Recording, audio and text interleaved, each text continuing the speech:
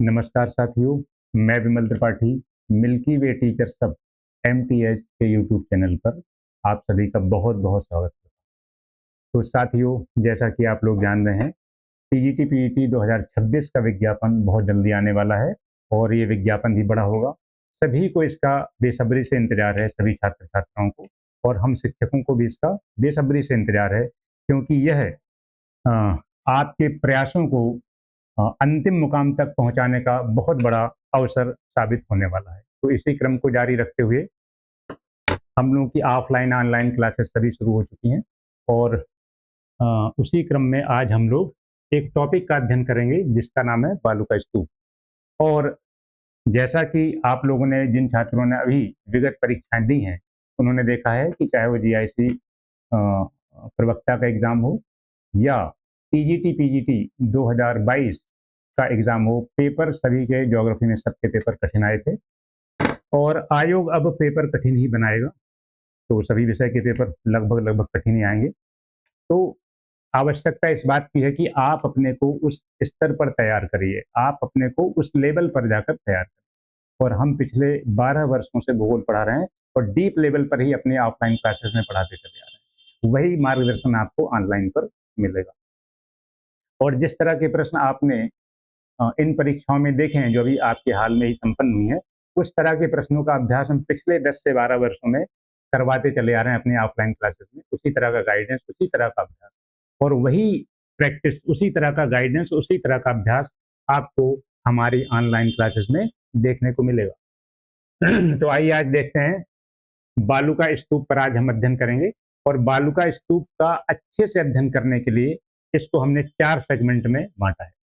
तो आप इसको आखिरी तक जब इसका वीडियो देखेंगे तो आपको एक एक कॉन्सेप्ट इसका क्लियर हो जाएगा, और इसमें से जितने भी factual, conceptual, medium level, moderate level, deep level जितने क्वेश्चन बनेंगे, सब के सब आपसे इससे आप हल करने में सक्षम होंगे। तो बालू का स्तूपों का अच्छे से अध्ययन करने के लिए इसको हमने 4 सेगमेंट में विभाजित किया है। पहला सेक्शन है सामान्य परिचय, दूसरा सेक्शन बालू का स्तूप के निर्माण के लिए आवश्यक दशाएं, तीसरा है बालू का स्तूप के प्रकार, और चौथा है बालू का स्तूपों का स्थानांतरण। तो सबसे पहले सेगमेंट ए सेक्शन देखते हैं, बालू का स्तूपों का सामान्य परिचय। सामान्य परिचय, तो इसमें आप देखेंगे कि बालू का स्तूप एक वायुड़ प्रक्रम में बनने वाली निक्षेपात्मक स्थलाकृति है, और इसका निर्माण क्योंकि वायुड़ प्रक्रम के अंतर्गत होता है, इसलिए इसका निर्माण कहाँ पर होगा? जहां पर बालू या रेत की उपलब्धता हो। तो ऐसे स्थल कहाँ पर हैं जहां पर रेत बहुत प्रचुर मात्रा में उपलब्ध हो? तो वह स्थल, सबसे बड़े स्थल हैं उष्ण कटिबंधीय शुष्क मरुस्थल, जैसे सहारा मरुस्थल हुआ, थार मरुस्थल हुआ, ऑस्ट्रेलिया का मरुस्थल हुआ, कालाहारी मरुस्थल हुआ। ये सब क्या है? उष्ण कटिबंधीय शुष्क मरुस्थल हैं। यहाँ पर पवन तीव्र गति से चलती है और वहां पर रेत की उपलब्धता भी होती है। तो वायुड़ प्रक्रम का चाहे वो अपरदनात्मक स्थल रूप हो, चाहे वो निक्षेपात्मक स्थल रूप, और विशेष रूप से निक्षेपात्मक स्थल रूपों के लिए इन दो चीजों का होना बहुत आवश्यक है। एक तो पवन का वेग, और दूसरा रेत की मात्रा की उपलब्धता। तो अगर मान लीजिए कोई उष्ण कटिबंधीय मरुस्थल है, यहाँ पर पवन एक स्थान से दूसरे स्थान की तरफ चलेगी, एक स्थान से दूसरे स्थान की ओर जाएगी। यहां से इस तरफ से मान लीजिए पवन इधर जा रही है, तो यहाँ पर क्या करेगी? इस सेक्शन में जब पवन आगे की तरफ बढ़ना शुरू करेगी तो पवन जाकर चट्टान से, बालू से टकराएगी, तो वहां पर क्या कार्य करेगी? अपर्दनात्मक कार्य करेगी, अपर्दनात्मक कार्य। तो इस हिस्से में क्या होगा? अपर्दनात्मक कार्य का परिणाम क्या होगा? अपर्दनात्मक स्थल रूपों का निर्माण। लेकिन आज हमें चूंकि निक्षेपात्मक स्थल रूप देखना है, तो अपर्दनात्मक स्थल रूप हम देखेंगे नहीं, सैंड ड्यून्स पर हम ही बात करेंगे। तो अपर्दनात्मक स्थल रूपों का इधर निर्माण होगा। अब ये पवन आगे की तरफ जब दूसरी तरफ जाएगी तो इसका वेग क्या होगा? निरंतर वेग बढ़ता जाएगा। अब इस वेगवान पवन के साथ यहां से ली गई क्या है? बालू है, रेत की मात्रा है। तो पवन जब आगे बढ़ना शुरू करेगी तो आगे जाकर अगर किसी तरह का अवरोध उत्पन्न हुआ तो उस पवन की गति धीमा पड़ना शुरू होगी, और जब पवन की गति धीमा पड़ना शुरू होगी तो वह अपने साथ लाए गए पदार्थ या रेत का निक्षेप करना शुरू करेगी। तो यहां पर क्या होगा? निक्षेपात्मक कार्य होगा। निक्षेपात्मक कार्य होगा और निक्षेपात्मक कार्य का परिणाम होगा निक्षेपात्मक स्थल रूप। और उसी निक्षेपात्मक स्थल रूप में सबसे महत्वपूर्ण है बालू का स्तूप या सैंड ड्यून्स, जिसका आज हमें अध्ययन करना है। तो इसकी जो महत्वपूर्ण बातें, तथ्य निकलकर सामने आते हैं, वो किस तरह के होंगे। सबसे पहला पॉइंट किस रूप में होगा कि वेगवान पवन अपने साथ लाई गई रेत या बालू का निक्षेप करती है। इसके स्तूपों या टिब्बों का निर्माण होता है, इसे बालू का स्तूप कहते हैं। तो बालू क्या है कि वेगवान पवन जब आगे की तरफ बढ़ेगी, वेगवान पवन जब आगे की तरफ बढ़ेगी, तब क्या होगा, आगे जाएगी पवन, अपने साथ वो रेत लेकर आई है। अगर उसमें किसी तरह का अवरोध आया तो वह बालू को नीचे की तरफ गिराना शुरू करेगी, यानी निक्षेप करना शुरू करेगी। तो उससे निक्षेप जन्य स्थलाकृति का निर्माण होगा। और अगर लंबे लंबे या चौड़े कटक बनते हैं तो उसको हम क्या कहते हैं, स्तूप। और स्तूप या टिब्बा, उसी को हम कहते हैं बालू का स्तूप। नेक्स्ट पॉइंट जो अभी हमने बताया था वही यहाँ लिखा है कि इसका निर्माण उष्णकटिबंधीय शुष्क स्थलों में होगा। इसके अलावा झील के तटों पर होगा और उसके अलावा सागर के तटीय भाग जहां पर रेत की उपलब्धता है वहां पर इसका निर्माण होगा। तो कहां कहां पर, उष्णकटिबंधीय शुष्क स्थलों में, झील के तटों पर और सागर तटीय भागों में, उन भागों में, उन सभी भागों में रेत की उपलब्धता होती है तो वहां पर इनका निर्माण होगा। और उदाहरण क्या क्या है, जैसे सहारा का मरुस्थल, थार मरुस्थल, ऑस्ट्रेलिया मरुस्थल, कालाहारी मरुस्थल, इन मरुस्थलों में इनका निर्माण होगा। अब आगे चलते हैं, अगले सेक्शन को हम देखेंगे, सेक्शन बी। सेक्शन बी में हम देखते हैं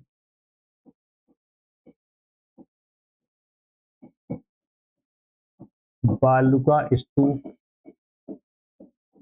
स्तूपों के निर्माण के लिए आवश्यक दशाएं। बालू का स्तूप के निर्माण के लिए आवश्यक दशाएं, यानी वो कौन कौन सी दशाएं हैं जिनसे बालू का स्तूपों का निर्माण होता है। सबसे पहली आवश्यक दशा है रेत की उपलब्धता।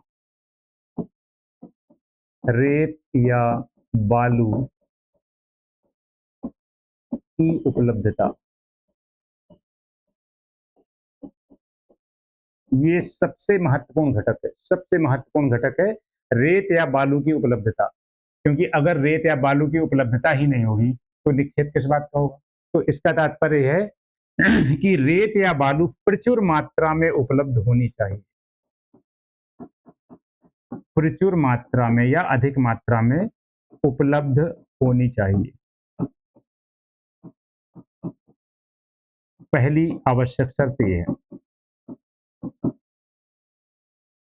इसके बाद अगली आवश्यक शर्त क्या है,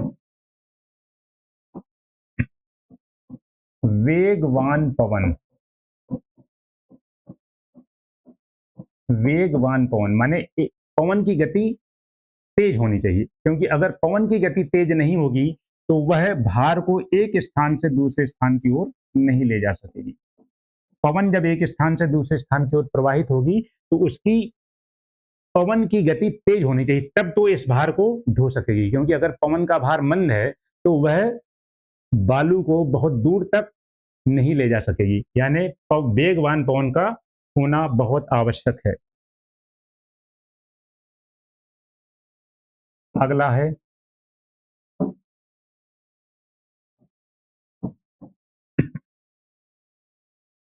पवन के मार्ग में अवरोध।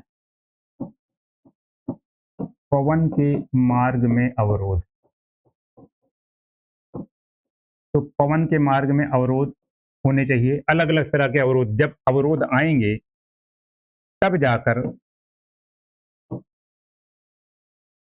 पवन की गति धीमी पड़ेगी। जैसे मान लीजिए कोई वन क्षेत्र आ गया,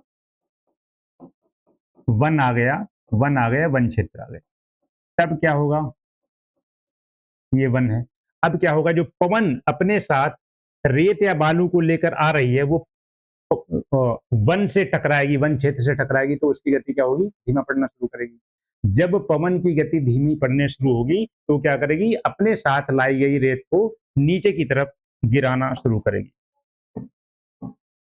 अगली चीज क्या हो सकती है, झाड़ियां। अगर मार्ग में अवरोध के रूप में झाड़ियां आ गई, तब क्या होगा, ये जो वेगवान पवन है वो झाड़ियों से टकराएगी, पवन की गति धीमी पड़ेगी और वो रेत को गिराना शुरू करेगी। अगली चीज क्या हो सकती है, चट्टान, ऊंची चट्टानें। ऊंची चट्टानें, अगर मार्ग में कोई ऊंची सी शिला आ जाए, ऊंची सी शिला आ जाए, तब क्या होगा, ये जो बहने वाली पवन है इस चट्टान से टकराएगी, इसकी पवन की गति धीमी पड़ेगी और वहीं पर बालू का निक्षेप करना शुरू कर देगी। तो इस तरह से फिर क्या होगा, सैंड ड्यून्स या बालू का स्तूपों का निर्माण शुरू हो जाएगा। अगला, उपयुक्त स्थल। उपयुक्त स्थल का होना बहुत आवश्यक है। उपयुक्त स्थल कैसे, अगर मान लीजिए ये सारी कंडीशन सुटेबल है, ये सारी कंडीशन अनुकूल हैं, तब बालू का स्तूपों का निर्माण होगा। लेकिन अगर उसके आगे उपयुक्त स्थल नहीं है, फॉर एग्जाम्पल अगर झील आ गई, आगे झील आ गई, तब क्या होगा, बालू का निक्षेप झील के अंदर हो जाएगा तो स्तूप बन ही नहीं पाए। आगे अगर कोई सागरी भाग है तो बालू का निक्षेप सागर में हो जाएगा तो क्या होगा, स्तूप बन ही नहीं पाएगा। यानी उपयुक्त उपयुक्त स्थल का होना आवश्यक है। आगे चाहे पठारी क्षेत्र हो, चाहे मैदानी क्षेत्र हो, कोई भी क्षेत्र हो, स्थल खंड का होना बहुत आवश्यक है। तो अगर हम इन सारी चीजों को जोड़ दें आपस में, तब देखिए कि बालूका स्तूपों के निर्माण के लिए इन सारी दशाओं का मिलना बहुत आवश्यक है। कि जब हमारे पास पर्याप्त मात्रा में बालू की मात्रा हो, पर्याप्त मात्रा में रेत हो और वेगवान पवन हो, तब वो बालू को लेकर चलेगी या रेत को लेकर चलेगी, तेजी से लेकर चलेगी। फिर आगे चलकर पवन के मार्ग में अवरोध आना शुरू करेंगे, चाहे वन क्षेत्र के द्वारा अवरोध, चाहे झाड़ियों के द्वारा अवरोध, चाहे चट्टानों के द्वारा अवरोध आएगा, तब उसकी पवन की गति धीमा पड़नी शुरू करेगी और तब जाकर क्या होगा कि रेत का निक्षेप होगा और बालू का स्तूपों का निर्माण होगा। इसके अलावा उपयुक्त स्थल तो आवश्यक है ही, कि झाड़ी वन या उसके पीछे किसी तरह का जलीय भाग नहीं होना चाहिए। तो ये सेक्शन बी में हम लोगों ने ये देखा कि कौन कौन सी उपयुक्त दशाएं थी। अब सेक्शन सी में जो सबसे मेन सेक्शन है, उसमें हमें देखना है बालूका स्तूपों के प्रकार। बालूका स्तूपों के प्रकार या टाइप ऑफ सैंड ड्यून्स। बालूका स्तूपों के प्रकार, तो बालूका स्तूप तीन प्रकार के देखने को मिलेंगे। सबसे पहला है अनुदैर्ध्य बालूका स्तूप।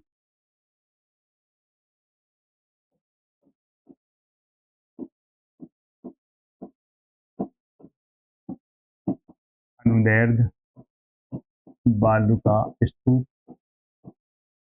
अगला है अनुप्रस्थ बालूका स्तूप।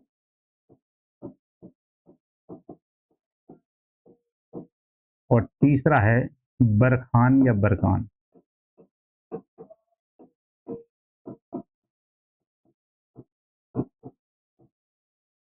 तो बरखान या बरकान आगे चल के हम लोग देखेंगे, वह अनुप्रस्थ बालूका स्तूप की ही एक विशेष अवस्था है। तो आइए देखते हैं, सबसे पहले हम लोग देखेंगे अनुदैर्ध्य बालूका स्तूप के बारे में समझेंगे कि अनुदैर्ध्य बालूका स्तूप या लॉन्गिट्यूडिनल सैंड ड्यून्स कैसे बनते हैं।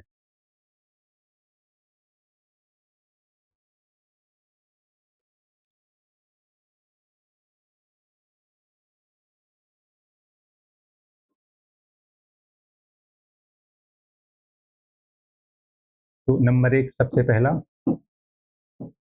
अनुदैर्ध्य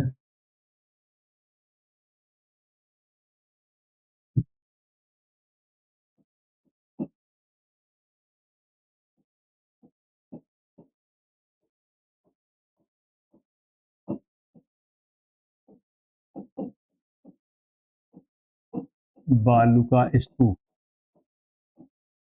या इंग्लिश में कहते हैं लॉन्गिट्यूडिनल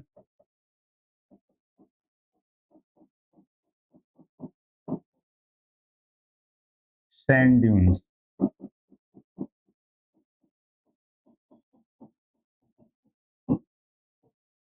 अनुदैर्ध्य बालू का स्तूप या लॉन्गिट्यूडिनल सैंड ड्यून्स।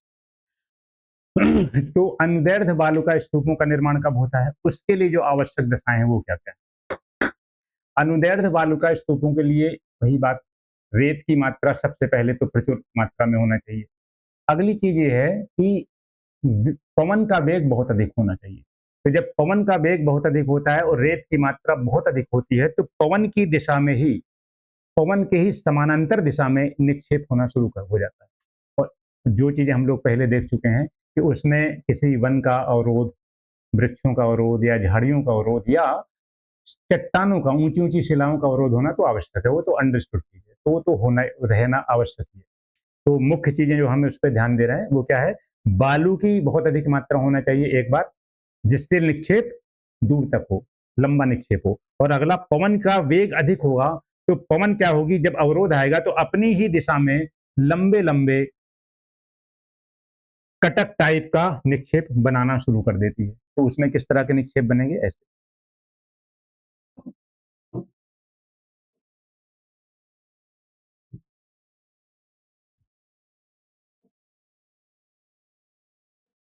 इस तरह का एक निक्षेप हो गया।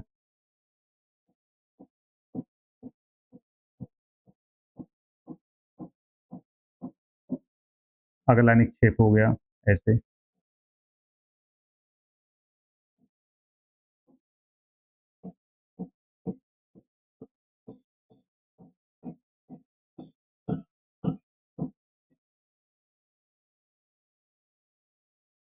अगला एक निक्षेप होगा। इस तरह से लाइन से लंबे लंबे निक्षेप होना शुरू हो जाते हैं। पवन की दिशा कैसे है, पवन की दिशा इस तरह से है। पवन पवन इस तरह से बह रही। अब पवन आगे आई और उसने क्या हुआ कि कोई अवरोध बना तो उसने निक्षेप करना शुरू कर दिया। तो लंबे लंबे स्तूप या टिब्बों का निर्माण होना शुरू हो गया। ये लंबे टिब्बे क्यों बने, उसका कारण है कि पवन की दिशा में इसकी चूंकि गति बहुत अधिक है, पवन की गति बहुत तेज है, और उसके बाद क्या है, इसमें बालू की मात्रा बहुत अधिक है। तो जब अवरोध पड़ना शुरू करेगा तो अवरोध एक दिन में, एक समय में नहीं आ जाएगा। अवरोध जब पड़ना शुरू होगा तो पवन की गति धीरे धीरे मंद होगी और वो बालू को नीचे गिराते हुए उसी दिशा में, पवन की समानांतर दिशा में आगे बढ़ती चली जाएगी और निक्षेप करती जाएगी और लंबे लंबे निक्षेप बनना शुरू होंगे। और ये निक्षेप कई किलोमीटर लंबे होते हैं, 5-5, 6-6 किलोमीटर लंबाई इनकी लंबाई होती है और ऊंचाई 20 मीटर या उससे भी अधिक होती है। तो अब यहाँ पर हम देख रहे हैं दो तरह के ढाल बन रहे हैं यहाँ पर। अब यहाँ से आपके कठिन प्रश्न जो हैं, जो हमने अभी कहा था, वहां से कठिन क्वेश्चन आपके यहाँ से उठना शुरू करेंगे। यहाँ पर आप देखिए, ये जो वाला एक ढाल इधर है, इधर से पवन ऐसे आती है और ऊपर की तरफ ऐसे चढ़ती चली जाती है। क्योंकि इस पर 3D का चित्र बनाना संभव नहीं है, तो क्या है, हम उसको ऐसे बता रहे हैं कि पवन ऊपर की ओर, ऐसे ऊपर की ओर उठती जाएगी और निक्षेप करती जाएगी और आगे ऐसे नीचे की तरफ उतरना शुरू करेगी। तो जब ये ऐसे पवन ऊपर की तरफ उठती चली जाती है तो सबसे पहले तो इसको हम कहते हैं पवनोन्मुखी ढाल। पवनोन्मुखी ढाल,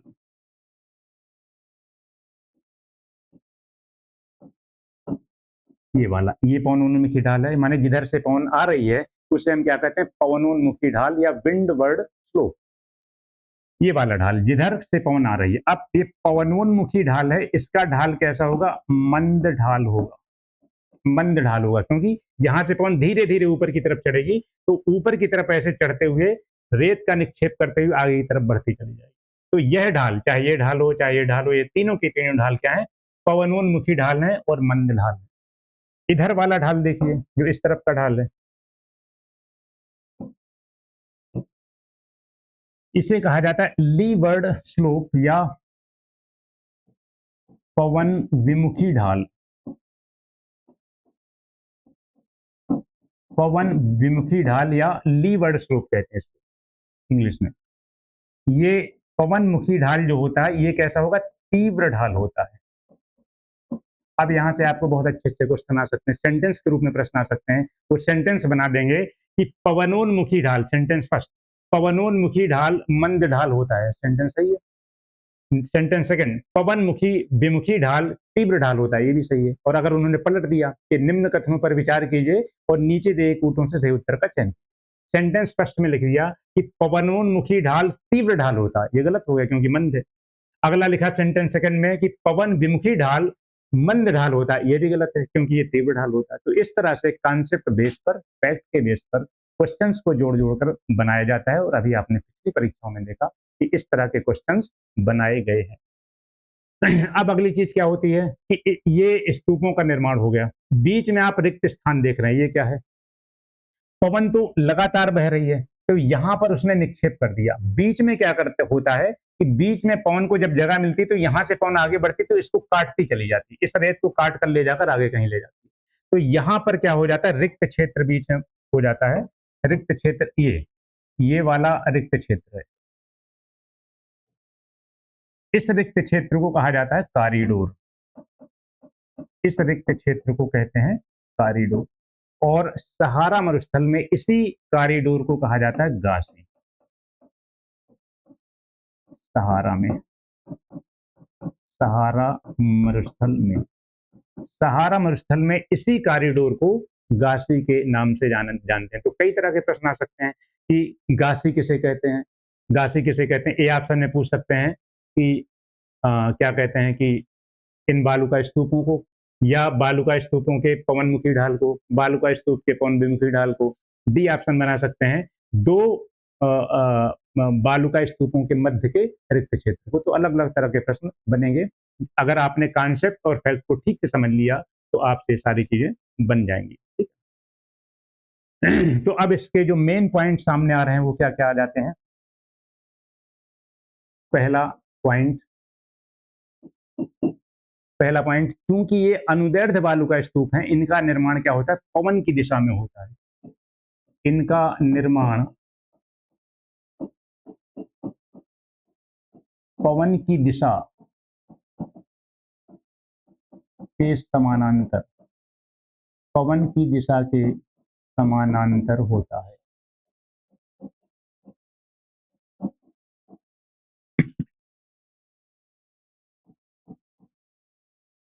अगला पॉइंट क्या है, पवनोन्मुखी ढाल। पवनोन्मुखी ढाल माने जिधर से पवन आ रही है, मंद ढाल होता है।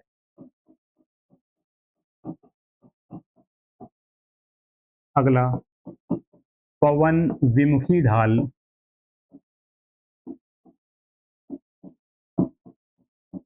तीव्र ढाल होता है।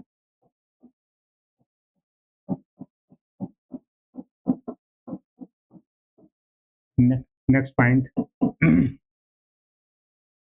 दो स्तूपों के मध्य के क्षेत्र को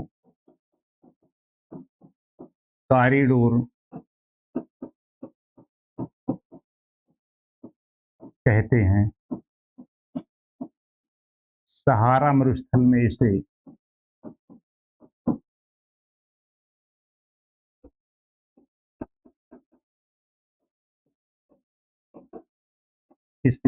गासी कहा जाता है।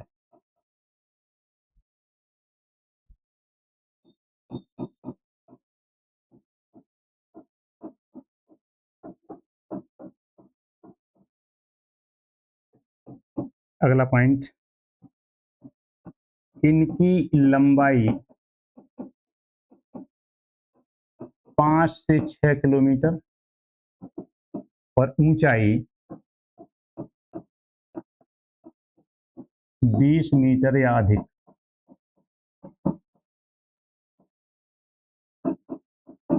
होती है। अब इनका निक्षेप कहां कहां पर मिलेगा, सहारा मरुस्थल में। अच्छा, एक चीज और, ये सामान्य तौर पर या प्रमुखता के साथ जो बालुका स्तूप हैं, अनुदैर्ध्य बालुका स्तूप, ये सामान्यतः उष्ण मरुस्थलों के मध्यवर्ती भाग में मिलते हैं। क्यों मिलते हैं? उष्णकटिबंधीय क्षेत्रों के मध्यवर्ती भाग में। वहाँ पर कारण ये है कि वहाँ पर एक तो पवन का वेग अधिक होता है, दूसरा क्या है, रेत की उपलब्धता अधिक होती है। तो एक पॉइंट और ले सकते हैं। इनका विकास उष्णकटिबंधीय मरुस्थलों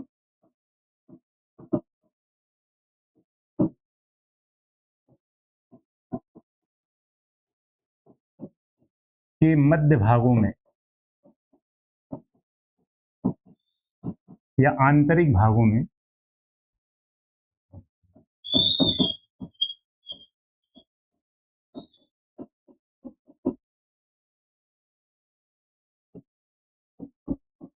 अधिक होता है। उसका कारण रेत की उपलब्धता अधिक और वायु वेग का अधिक होना। अब ये कहाँ कहाँ मिलेंगे? सहारा मरुस्थल में, सहारा मरुस्थल के मध्यवर्ती भागों में ये खूब मिलते हैं। थार मरुस्थल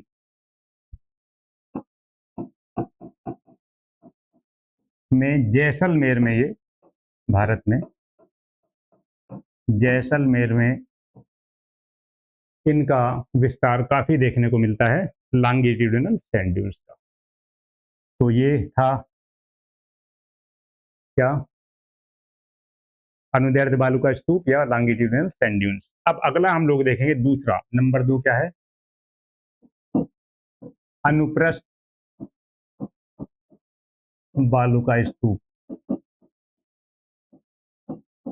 अनुप्रस्थ बालू का स्तूप इंग्लिश में कहते हैं ट्रांसवर्स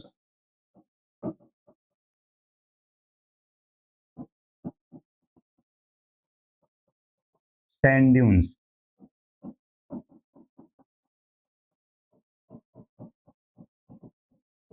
ट्रांसवर्स सैंड ड्यून्स। अगला हमें ये देखना है कि अनुप्रस्थ बालू का स्तूप का निर्माण कैसे होता है, उसका हमें अध्ययन करना है।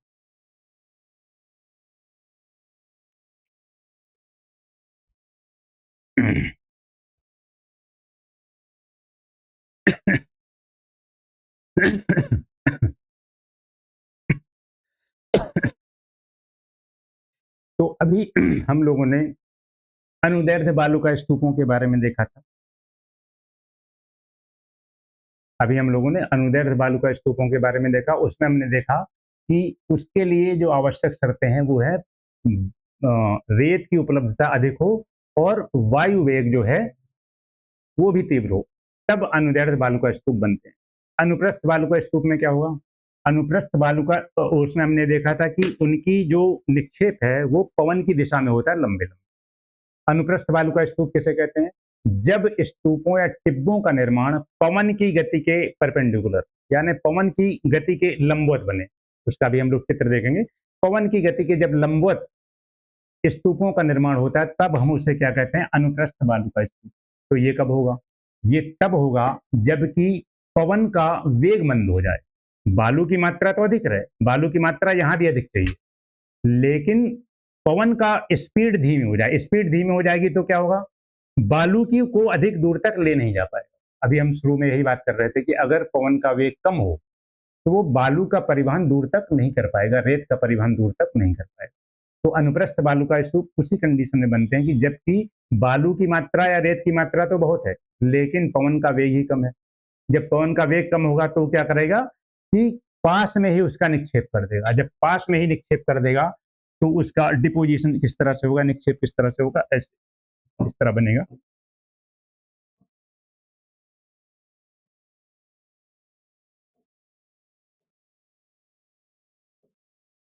ऐसे इस तरह से।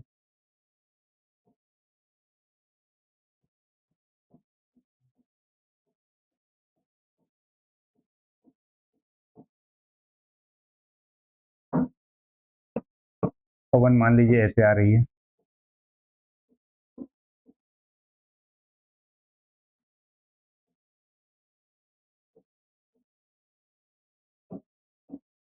पवन की दिशा ये है। तो इसने क्या किया, इसमें बालू की मात्रा बहुत थी लेकिन वेग ही कम था, तो इसने क्या किया, यही निक्षेप हो गया और ऐसे ऐसे निक्षेप हो गया। इसको हम कहते हैं अनुप्रस्थ बालू का स्तूप, है ना। इसमें भी क्या रहेगा, ये विंडवर्ड स्लोप यानी इस तरफ पवनमुखी ढाल, उस तरफ का क्या होगा, पवन विमुखी ढाल होगा। तो अनुप्रस्थ बालू का स्तूप के मुख्य बिंदु क्या क्या बनेंगे। पहला पहला पॉइंट, इनका निक्षेप पवन की दिशा के लंबवत,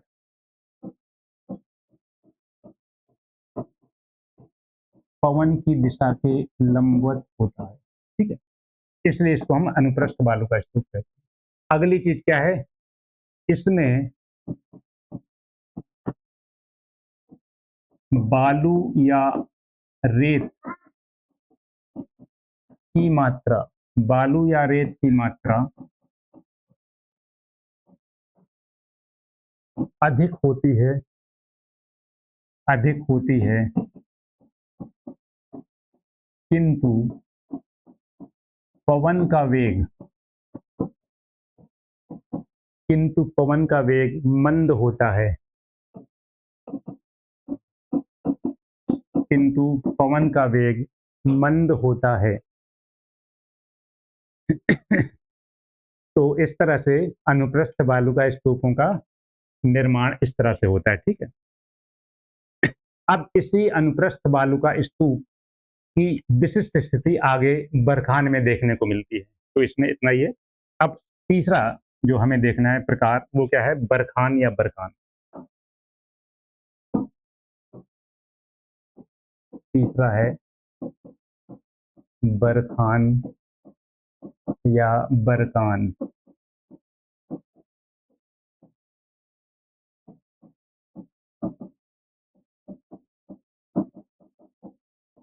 बरखान या बरकान।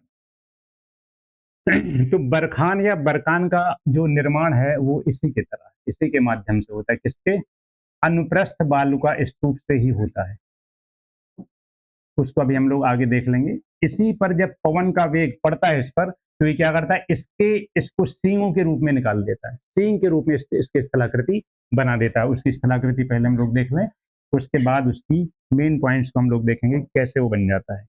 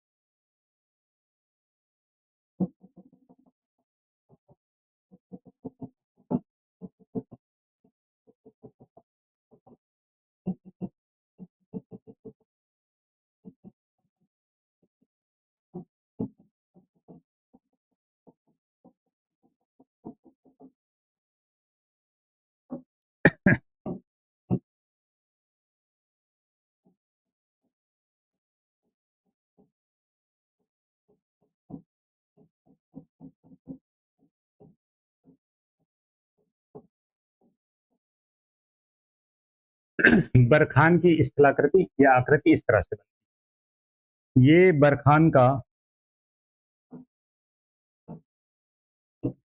पवन मुखी ढाल है, ये वाला पवन मुखी ढाल। और ये पवन मुखी ढाल क्या होता है, यहाँ से रेत ऐसे ऊपर की ओर चढ़ना शुरू करती है, धीरे धीरे ऊपर की ओर उठती चली जाती है, और यहाँ पर कॉन्वेक्स आर्क या कॉन्वेक्स स्लोप या उत्तल ढाल का निर्माण करती है। और ये इधर वाला ढाल जो है वो मंद ढाल होता है। तो इसकी विशेषताएं, ये पवनमुखी ढाल है, मंद ढाल है और उत्तल ढाल है। यहाँ से कड़े प्रश्न आपको देखने को मिलेंगे परीक्षाओं में। 2018 एलटी के एग्जाम में आप देखेंगे कथन कारण का एक क्वेश्चन आया था। एग्जैक्टली हमें याद नहीं आ रहा है, लेकिन वह प्रश्न बरखान पर था और इसी पर था। उत्तल ढाल अवतल ढाल को लेकर कुछ क्वेश्चन था। तो आप देखेंगे तो आपको मिल जाएगा, बहुत अच्छा क्वेश्चन था। तो ये क्या है, पवन मुखी ढाल है, और ये ढाल कैसे होगा, मंद ढाल, क्योंकि पवन धीरे धीरे ऊपर की ओर बढ़ती चली जाती है, ऊपर की ओर उठती जाती है। और इसका ढाल कैसे होगा, कॉन्वेक्स, ऐसे उत्तल ढाल होता है। इसके बाद जब ये इस तरफ उतरना शुरू करती है पवन, तब क्या हो जाता है, जब पवन नीचे की तरफ उतरना शुरू करती है, तो ये पहली बात, तो इधर वाला ढाल क्या है, पवन विमुखी ढाल, पवन विमुखी ढाल, ये वाला पवन विमुखी ढाल है। और ये क्या होता है, तीव्र ढाल होता है। और यह अवतल ढाल या कॉनकेव स्लोप होता है। कैसे बनता है इसको हम लोग देखते हैं। अभी अभी हम लोगों ने देखा था कि जो एक स्थलाकृति में हम लोगों ने देखा था कि अनुप्रस्थ बालू का स्तूप था, तो उस पर क्या होता है, जब हवा प्रेशर डालना शुरू करती है या उसके इस तरफ से, ऐसे देखेंगे यहाँ पर ये अनुप्रस्थ बालू का स्तूप है, इस पर जब हवा क्या होगी, यहाँ भी क्या होता है, यहाँ से ये मंद ढाल यहाँ पर है, तीव्र ढाल इस तरफ है। तो हवा जब नीचे की तरफ उतरना शुरू करती है, तो उसे हम कहते हैं पवन भंवर।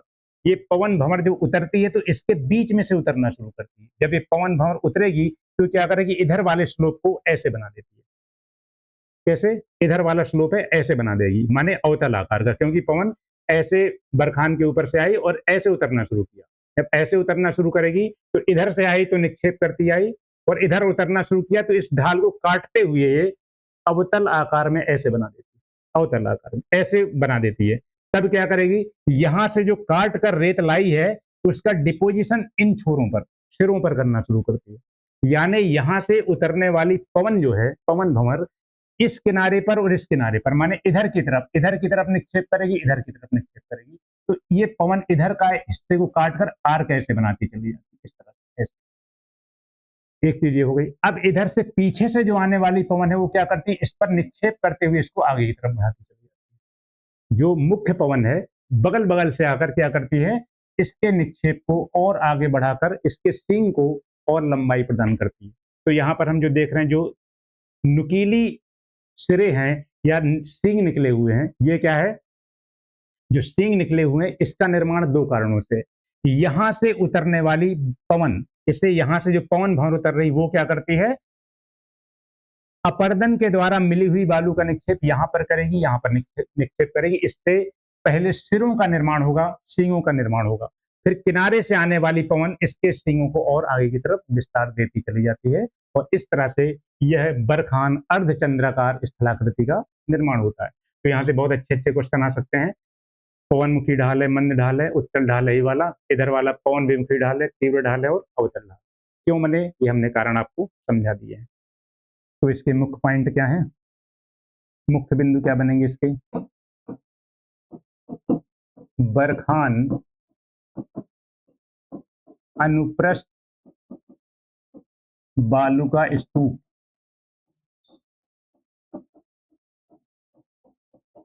स्तूपों की विशिष्ट स्थलाकृति है।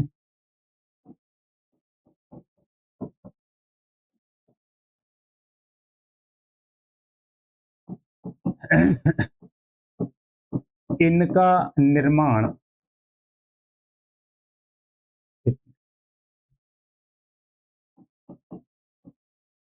इनका पवन मुखी ढाल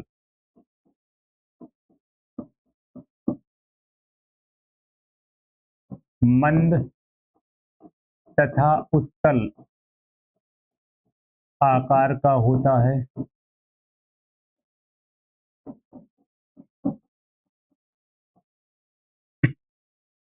नेक्स्ट पॉइंट, इनका पवन विमुखी ढाल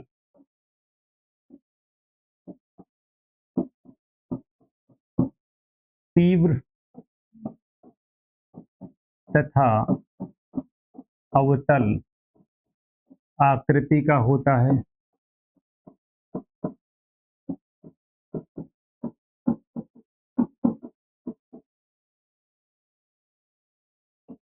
नेक्स्ट पॉइंट, इनमें पवन की दिशा में दो नुकीले सिरों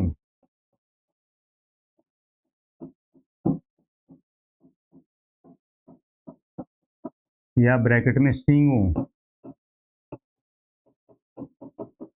का निर्माण होता है।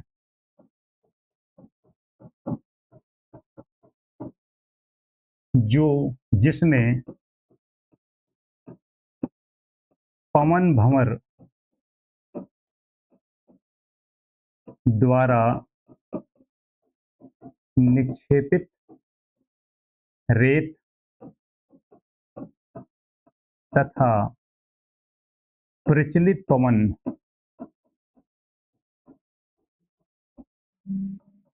द्वारा सींगों की लंबाई में वृद्धि की जाती है। सींगों की लंबाई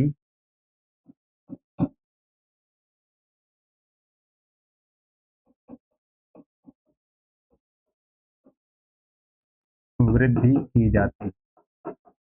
ठीक है, तो इस तरह से बरखान के ये मुख्य बिंदु हैं। इनका निर्माण भी हर जगह, सहारा मरुस्थल मिलेगा, थार मरुस्थल मिलेगा, भारत के तटवर्ती भागों में भी इनका निर्माण मिलता है आपको। कहाँ पर मिलेंगे? सहारा में, थार में, सहारा मरुस्थल में, थार मरुस्थल में, भारत के तटवर्ती भागों में, सागर तटीय भागों में इन अर्धचंद्राकार स्थलाकृतियों का निर्माण होता है। तो इस तरह से हम लोगों ने इसमें बरखान के बारे में अध्ययन किया। तो यहाँ पर तीसरा सेक्शन, सी सेक्शन जो था कि सैंड ड्यून्स के प्रकार या बालुका स्तूपों के प्रकार, यहाँ पर हमने उसका अध्ययन किया। अब सेक्शन डी, लास्ट सेक्शन क्या है? बालुका स्तूपों का स्थानांतरण।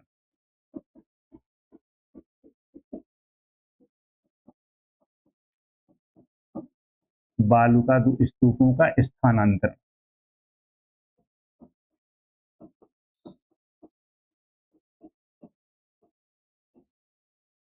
तो बालुका स्तूपों का स्थानांतरण कैसे होता है? जैसे अभी हम लोगों ने देखा था कि लॉन्गिट्यूडिनल सैंड ड्यून्स ये थे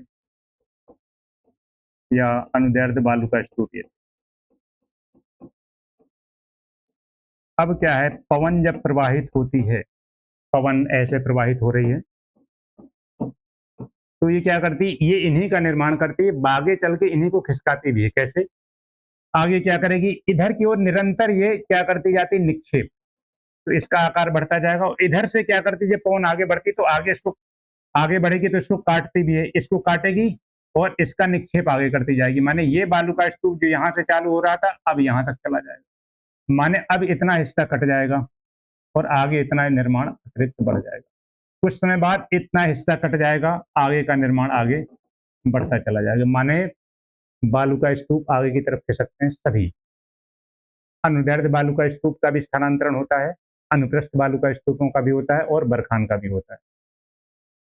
तो अब क्या है, ये पवन की दिशा में इसका स्थानांतरण होता है। इससे क्या होगा? अगर मरुस्थलीय क्षेत्र आज यहाँ तक था, तो अब इसका विस्तार यहाँ तक हो जाएगा। माने ये, इसमें क्या होता है? मरुस्थलीकरण का विस्तार बढ़ता जाता है।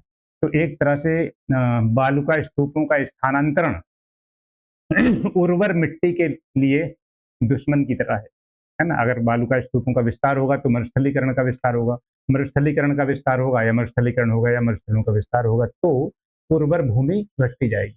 और इसी के निराकरण के लिए पश्चिमी उत्तर प्रदेश में ग्रीन बेल्ट लगाई जा रही है, जिससे कि जो हमारे राजस्थान का थार मरुस्थल है उसका इस तरफ विस्तार ना होने पाए। तो इस तरह से आज हम लोगों ने बालुका स्तूप के बारे में विस्तार से अध्ययन किया। उसमें हम लोगों ने 4 सेगमेंट में उसका विस्तृत ढंग से देखा कि, और उससे आप देखेंगे कि आप जितने अवधारणात्मक प्रश्न या क्या कहते हैं, तथ्यात्मक प्रश्न या विश्लेषणात्मक प्रश्न, जितने तरह के प्रश्न बन सकते हैं, वो सब प्रश्न आपके यहाँ से कवर होंगे। तो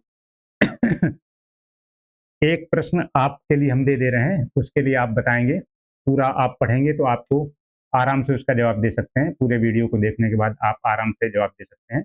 प्रश्न हमारा ये है कि प्रश्न आप इस पर एक प्रश्न, उसको आपको कमेंट बॉक्स में अपना उत्तर देना है कि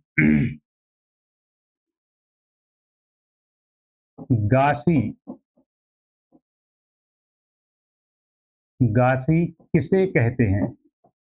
गासी किसे कहते हैं? ये आज आपका प्रश्न है इस पर, इस टॉपिक पर, और इसे आपको कमेंट बॉक्स में लिखना है कि गासी किसे कहते हैं। सब कुछ हमने आपको इसके भीतर पढ़ाया हुआ है, तो आप नीचे कमेंट बॉक्स में इसका उत्तर अवश्य लिखिएगा कि गासी किसे कहा जाता है।